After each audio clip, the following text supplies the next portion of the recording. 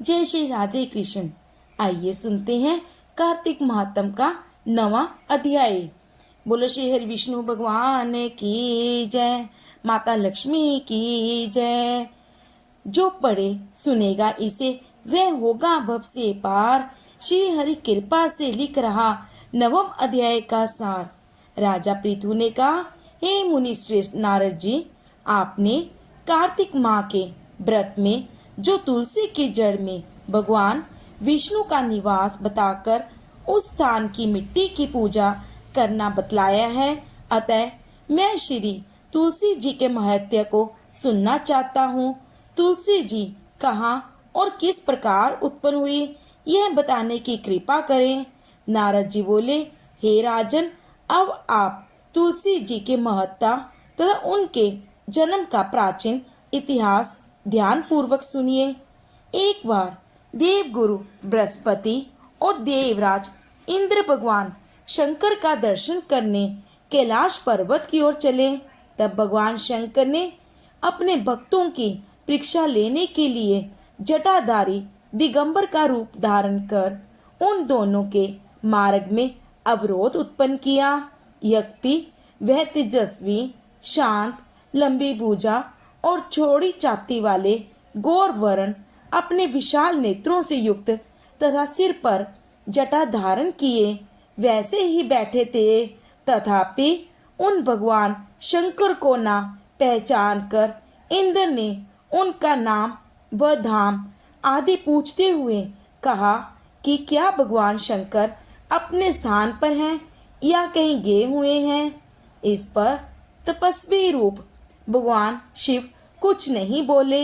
इंद्र को अपने त्रिलोकीनाथ होने का गर्व था। उसी अहंकार के प्रभाव से वह चुप किस प्रकार रह सकता था। उसने क्रोधित होते हुए उस तपस्वी को धुड़कर कहा, अरे, मैंने तुझसे कुछ पूछा है और तू उसका उत्तर भी नहीं देता। अब मैं अभी तुझ पर वज्र का प्रहार करता हूँ, फिर देखता हूँ कि कौन तुझे दुर्मति की रक्षा करता है। इस प्रकार कहकर जैसे ही इंद्र ने उस जटाधारी दिगंबर को मारने के लिए हाथ में वज्र लिया, वैसे ही भगवान शिव ने वज्र सहित इंद्र का हाथ स्तंभित कर दिया और विकराल नेत्र कर उसे देखा।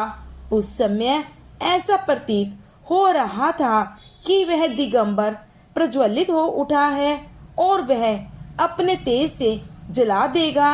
बुझाए स्तंभित होने के कारण इंद्र दुखित होने के साथ साथ अत्यंत कुपित भी हो गया, परंतु उस जटाधारी दिगंबर को प्रज्वलित देखकर बृहस्पति जी ने उन्हें भगवान शंकर जानकर प्रणाम किया और दंडवत होकर उनकी स्तुति करने लगे। बृहस्पति भगवान शंकर से कहने लगे, हे दीनानाथ, हे महादेव, आप अपने क्रोध को शांत कर लीजिए और इंद्र के इस अपराध को क्षमा कीजिए। बृहस्पति के यह वचन सुनकर भगवान शंकर ने गंभीर वाणी में कहा, मैं अपने नेत्रों से निकले हुए क्रोध को किस प्रकार रोकूं। तब देव बृहस्पति ने कहा, हे भगवान, आप अपना वक्त वत्सल नाम सार्थक करते हुए अपने भक्तों पर दया कीजिए। आप अपने इस तेज को अन्यंत्र स्थापित कीजिए और इंद्रदेव का उद्धार कीजिए। तब भगवान शंकर गुरु बृहस्पति से बोले, मैं तुम्हारी स्तुति से अत्यंत प्रसन्न हूँ। तुमने इंद्र को जीवन दान दिलवाया है। मुझे विश्वास है कि मेरे नेत्रों की अग्नि अब इंद्र को पीड़ित नहीं करेगी। बृहस्पति से इस प्रकार कहकर भगवान शिव ने अपने मस्तक से निकले हुए अग्नि तेज को अपने हाथों में ले लिया और फिर उस क्षीर सागर में डाल दिया। तत्पश्चात भगवान शंकर अंतर ध्यान हो गए।